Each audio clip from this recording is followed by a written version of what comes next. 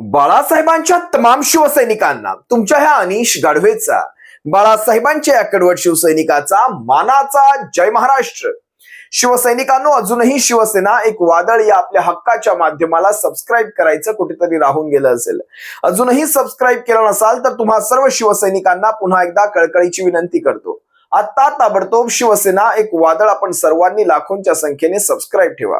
उभ्या महाराष्ट्राच्या कानाकोपऱ्यात तुमच्या माझ्या शिवसेनेच्या ज्वलंत विचारांना पोहोचवणाऱ्या या माध्यमाला आपण सर्वांनी मिळून मोठं करा ही नम्र विनंती करतो.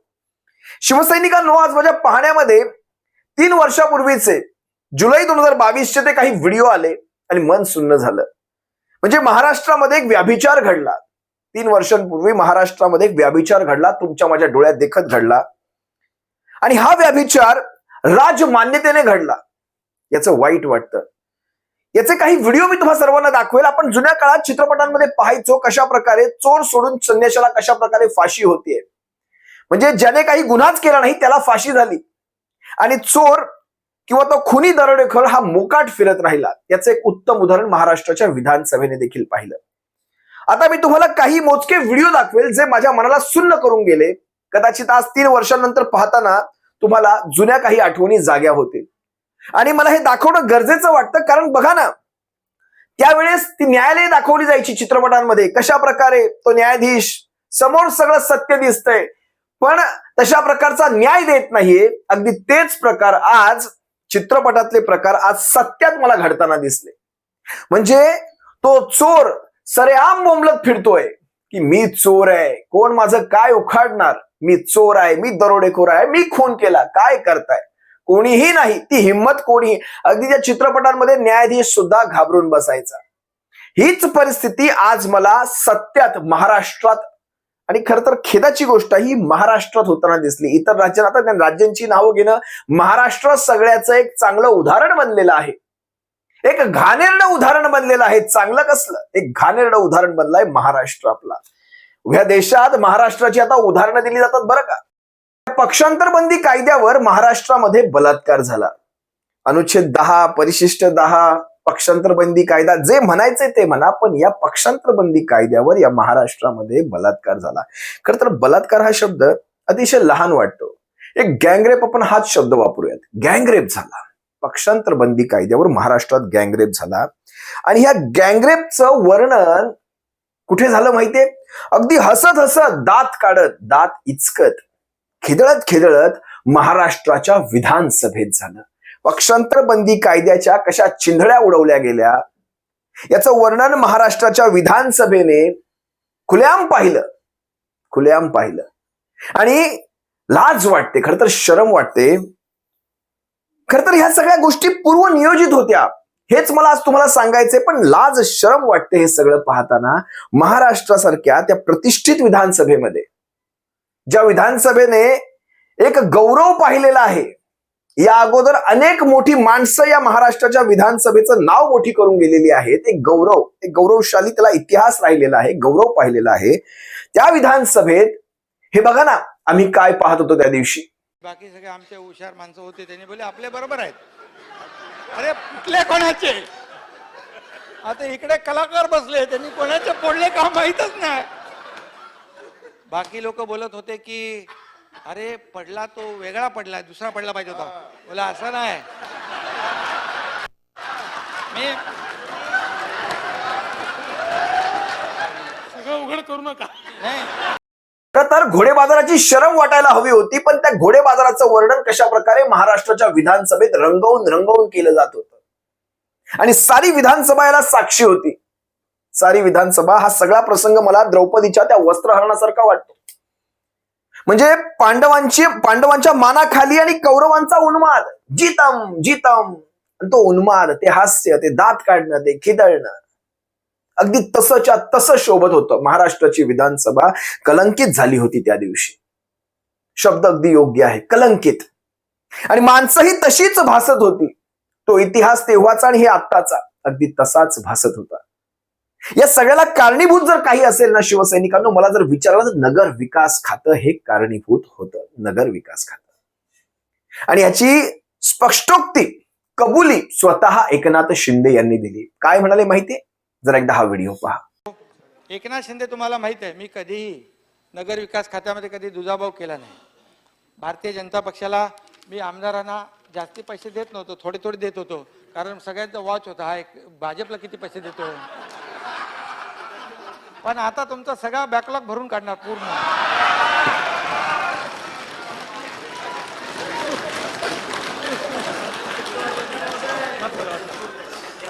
भारतीय नगर विकास खात्यातून मला निधी देता येत नव्हता, पण आता सगळ्यांचा बॅकलॉग भरून काढणार आहे. आणि हे सगळं म्हणत असताना तुम्ही बारीक किंवा रिवाइंड करून पहा, पुन्हा एकदा हा व्हिडिओ पहा. मागून देवेंद्र फडणवीस बास झालं हळूच म्हणत होते की जास्त काही बोलून जाऊ नका, काही भांडीफोड होतील. बरं, या देवेंद्र फडणवीसांचा आता इथे उल्लेख झालाय, हाच गंगाधर शक्तिमान आहे. याच देवेंद्र फडणवीसांनी हा सारा गुवाहाटीचा प्लॅन केला होता. याचं एक उत्तम उदाहरण तुम्हाला दाखवतो. म्हणजे बच्चू कडू कसा माझ्या एका फोनवर गुवाहाटीला गेला होता, एका फोनवर बच्चू कडू गुवाहाटी पोहोचला, हे देवेंद्र फडणवीसांनी स्वतःच्या तोंडाने सांगितलं. इतरांनी किती घेतलंय काय घेतलंय मला माहित नाही, हे त्यांनी स्वतः कबूल केलं. जरा पहा हा व्हिडिओ, याच्यावर समजून जा की या सगळ्या मागे खरा सूत्रधार एकनाथ शिंदे नाही तर देवेंद्र फडणवीस आहेत. पहा. पहिली गोष्ट मी हे सांगतो की बच्चू कडू सन्माननीय आमदार हे माझ्या एका फोन कॉलवर गुवाहाटीला गेले होते. त्यांना मी स्वतः फोन केला आणि मी त्यांना सांगितलं की आम्हाला सरकार बनवायचं आहे, तुम्ही सोबत हव्यात आणि आमची अशी इच्छा आहे की तुम्ही आमच्या ग्रुपमध्ये यावं. आणि माझ्या एका कॉलवर ते त्या ठिकाणी गुवाहाटीला गेले.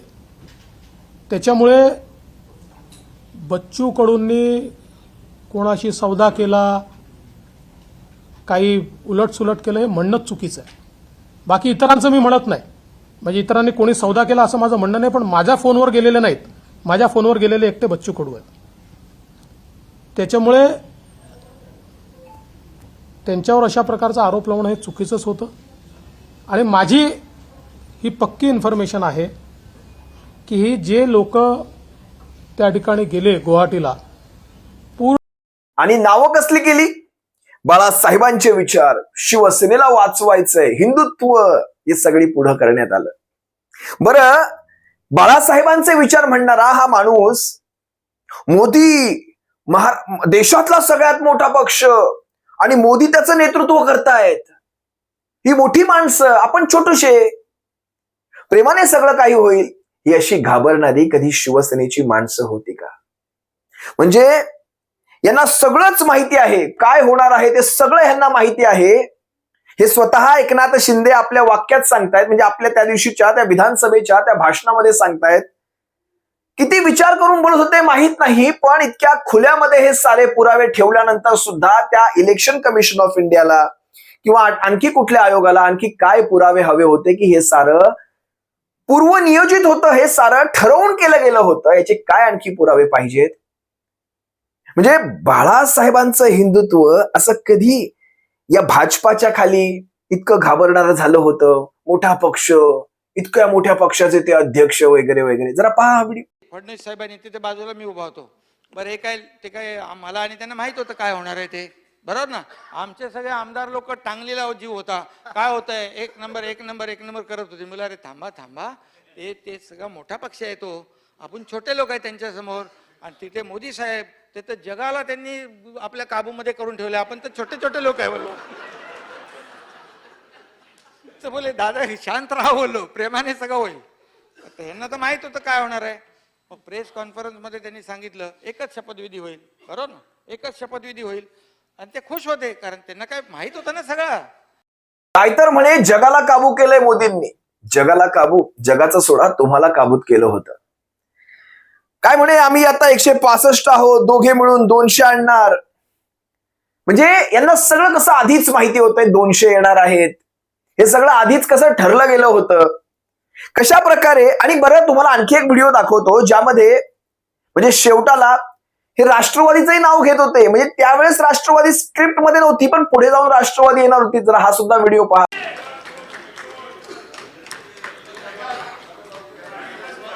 आमच्या देवेंद्र फडणवीस साहेबांच्या नेतृत्वाखालील भाजप राष्ट्रवादी नाही ते नको. प्रत्येक शब्दावर एकनाथ शिंदे तिथे विनोद करण्याचा प्रयत्न करत होते आणि सारं सभागृहात ते दात काढत होतं. पुढे काय म्हणतायत की ईडी सीबीआय याच्यामध्ये या भारतीय जनता पक्षाला आपल्याला कधी अडकवायचंच नव्हतं, त्यांना फक्त घाबरवायचं होतं. हेच तर आम्ही सांगत होतो. कसं स्वतः तोंडाने कबूल केलं. मी तुम्हाला एक व्हिडिओ दाखवेल.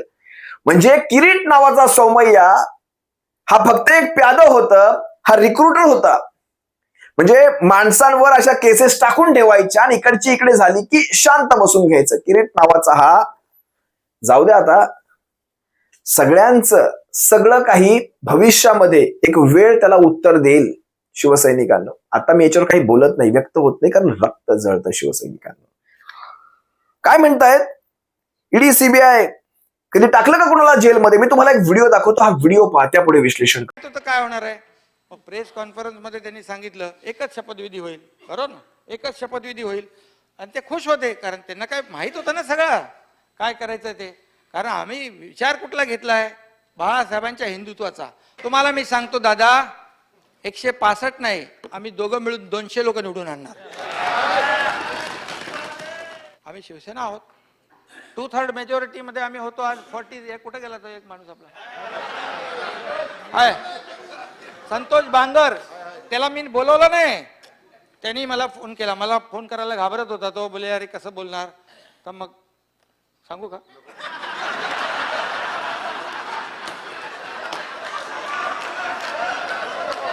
भाजपच्या बद्दल तुम्ही सगळे लोक बोलत होते. अरे भाजप म्हणजे सत्तेसाठी काही करेल, काही पण करेल, कुठल्याही थराला जाईल. ईडीची चौकशी करतील, सीबीआय करतील. पण बघा ह्या सगळ्या घटनाक्रममध्ये कोणाला एकाला तरी टाकलं का जेलमध्ये? टाकलं का? टाकलं नाही? टाकलं, बरोबर. कारण त्यांना ते करायचं नव्हतं. त्यांना हे लढाई प्रेमाने जिंकायची होती. आता आमचे काही पोरं बघा, ते जयंत चंद्रकांत पाटील कुठे आहे रे? तिकडे. ते जे तालुका प्रमुख, उपाध्यक्ष, उपजिल्हा प्रमुख, आता पण ते खडसेंच्या भीतीने आणि पोलिसांच्या भीतीने 6 महिने बाहेर वॉन्टेड आहेत. आता त्यांना मी सांगितलंय, आता मी मुख्यमंत्री आहे आणि देवेंद्रजी माझ्या सोबत आहेत, त्यामुळे तुला चिंता करायची नाही, ये लवकर ये. फक्त मी असतो तर मी काय सांगितलं असतं, बाबा हा कार्यकर्ता हा निर्दोष आहे, त्याला याच्यामधून निर्दोष आहे, त्याला बिलकुल दोषी धरू नकोस आणि उलटा मला रिपोर्टिंग कर ते फाईल रद्द करून, बरोबर? अशीच पद्धत आहे ना. हे गृहमंत्री होते, गृहमंत्री. मी काय कधी माड्या बांधल्या मोठे. हा व्हिडिओ पाहताना तुमच्यापैकी बऱ्याच जणांच्या तळपायाची आग मस्तकात गेली असेल. खुल्यामध्ये हे असले शब्द म्हणजे एखाद्या मंत्र्याने कशा प्रकारे आपल्या पदाचा गैरवापर केला असेल. काय म्हणतायत की वॉन्टेड लोकांना मी परत बोलणार, काय काय ते शब्द तुम्ही नीट ऐका ही क्लिप. आणि शेवटी म्हणतात ही अशीच पद्धत आहे ना, म्हणजे ही पद्धत आहे. नवल वाटतं हे खुल्यामध्ये बोलण्याचं धाडस ही माणसं कशी काय करू शकतात. त्यांना ते करायचं नव्हतं, भाजपाला हे सगळं करायचं नव्हतं. नवल वाटतं. आता शिवसैनिकांनो तुम्हाला एक व्हिडिओ दाखवतो, ज्या व्हिडिओमध्ये स्वतः अमृता फडणवीस या सगळ्या गोष्टींची कबुली देत आहे की कशा प्रकारे रात्री या साऱ्या गोष्टी चालायच्या, हुडी घालून, चष्मे घालून, गॉगल घालून. याचंच सगळ्याचं वर्णन आज म्हणजे त्या दिवशीच्या विधानसभेच्या त्या भाषणामध्ये या एकनाथ शिंदेंनी भर पटलावर केलं. पटलावर म्हणजे हे सगळं कसं पूर्वनियोजित होतं. जरा अमृता फडणवीसांचा हा व्हिडिओ पहा. आणि आता त्यांचा कमबॅकही मुख्यमंत्री राहील असंच महाराष्ट्राला अगदी शेवटच्या त्यांच्या प्रेस कॉन्फरन्सच्या क्षणापर्यंत वाटत होतं. ते मुख्यमंत्रीपदी येणार नाही हे तुम्हाला माहिती होतं का? आणि त्यात ते उपमुख्यमंत्री बनतील. तुमची काय प्रतिक्रिया आहे? तुम्ही या रोलकडे कसं पाहता? मला थोडं आधीपासून माहीत होतं की ते मुख्यमंत्री बनणार नाही आहेत, पण मला हे माहीत होतं त्या व्यतिरिक्त की ते कोणतंही पद स्वीकारणार नाही आहेत. आणि ह्या बाबतीत इंटरेस्टिंग गोष्ट खुद्द मुख्यमंत्री एकनाथ शिंदे यांनी आज सांगितली.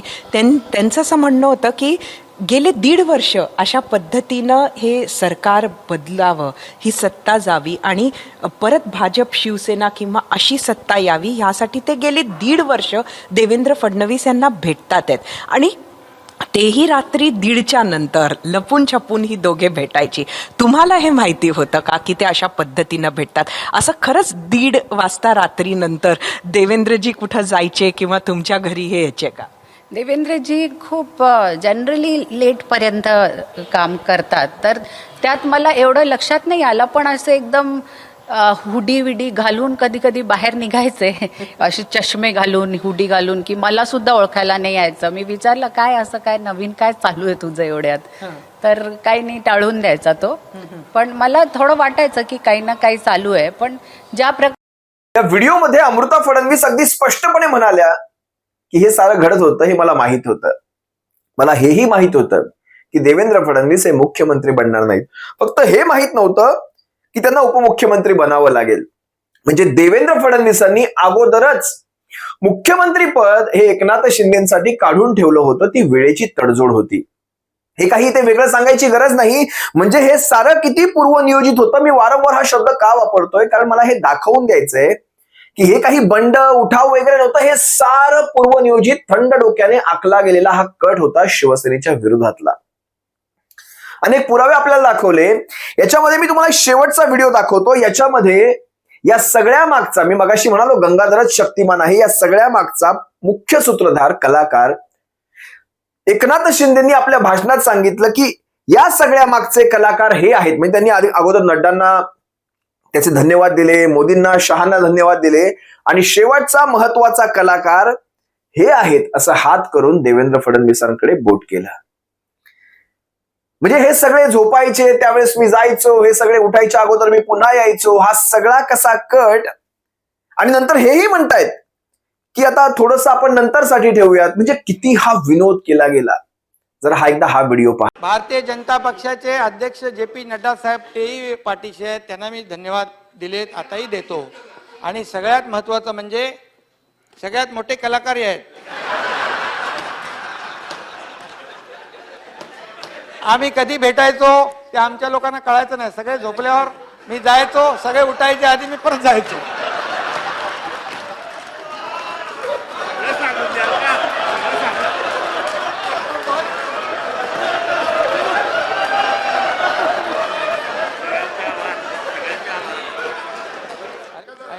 ऐका त्यामुळे बाकी आता मला वाटतं बस झालं ना आपलं. नंतर कधीतरी आपण उरलेलं बोलू. तर आमचं दुर्दैव आहे की ह्या सगळ्यात जो महत्वाचा कलाकार आहे, कहाणी मागचा खरा सूत्रधार, याला आम्ही पाहत बसलो पण तरी सुद्धा आम्हाला काही करता आलं नाही. ही खरी खंत आहे. म्हणजे आपण सारं काही पुरावे घेऊन बसलो, त्या कोर्टासमोर बसलो, यांच्या लवादांसमोर बसलो, आयोगासमोर बसलो, पण आपण बसूनच राहिलो. आणि ह्यांनी सारं काही लुटवून खाल्लं. ना आयोगाने साथ दिली, ना लवादाने साथ दिली, ना सो कॉल्ड स्वयं घोषित लवाद ट्रायब्युनल म्हणतात ना त्याला, कुठल्या सभांचा अध्यक्ष, ना न्याय व्यवस्था, कुणीही साथ दिली नाही. जनतेच्या न्यायालयात जावं म्हणालं तर जनतेच्या न्यायालयात अगोदरच एक फिक्सिंग, जे मगाशीच तुम्हाला सांगितलं, आम्ही सगळे मिळून 200च्या पार, आणि 200च्या पार गेले सुद्धा. आणि एक तिसरा भिडू पण घेऊन आले स्वतःकडे, ज्याच्या नावाने शिमग्या ठोकल्या होत्या. पण ठीक आहे, जे काही असेल ते शिवसैनिकांनो, हे सगळं पाहताना कुठतरी तळपायची आग मस्तकात गेली की हे सारे पुरावे अगदी स्पष्टपणे सांगतायत, बोंबलून बोंबलून सांगतायत की हे सारं महाराष्ट्रात शिवसेनेच्या विरोधात ठरवून घडलं. पण तरीही हा चुना आयोग शेवटपर्यंत हेच सांगत राहिला की हा सगळा तुमचा अंतर्गत मामला आहे. तुमच्या अंतर्गत काही धुसफूस चालू होती, अंतर्गत काही वाद होते, पक्षांतर्गत काही वाद होते. एवढे पुरावे दिले, थंड डोक्याने हा प्लॅन शिजवलाय एक सरकार पाडून दुसरं सरकार आणण्यासाठी, आणि नगरविकास खात्याच्या मंत्रिपदापासून मुख्यमंत्री पदाच्या प्रवासासाठी हा सारा किल्ला खटाटोप होता. हे काही याच्यातून सिद्ध होत नाही. म्हणजे नगर विकास हे जे मंत्रीपद, मी तुम्हाला आजच्या व्हिडिओचं टायटलही तेच आहे की या सगळ्याला कारणीभूत आहे नगर विकासाचं मंत्रीपद. इथून आपण यांना रसद पुरवली, या कुंपणाने शेत खाल्लं, रसद इथून पुरवली गेली. नगर विकास सारखं खातं हा कुठलाही मुख्यमंत्री कधीही कुठल्याही कितीही जवळचा असेल त्याला देत नाही. आणि हेच ते कारण आहे, त्याचसाठी कदाचित आजवर कुणी हे दिलं नसेल, आणि ते अगदी योग्य झालं. म्हणजे आजवर ज्यांनी ज्यांनी नाही दिलं ते अगदी योग्यच झालं, कारण जे शिवसेनेच्या बाबतीत घडलं ते कदाचित त्यांच्या पक्षांच्या बाबतीत त्या वेळेतही घडलं असतं. अगदी बरोबर आहे, मी कुठेही त्याला चुकीचं म्हणणार नाही, जे काही असेल ते. पण पाहूयात शेवटी उपरवाले की लाठी जब बजते ना, कारण कसं असतं वरच्याची काठी आवाज करत नाही, पण लागते तेव्हा सणसणीत लागते.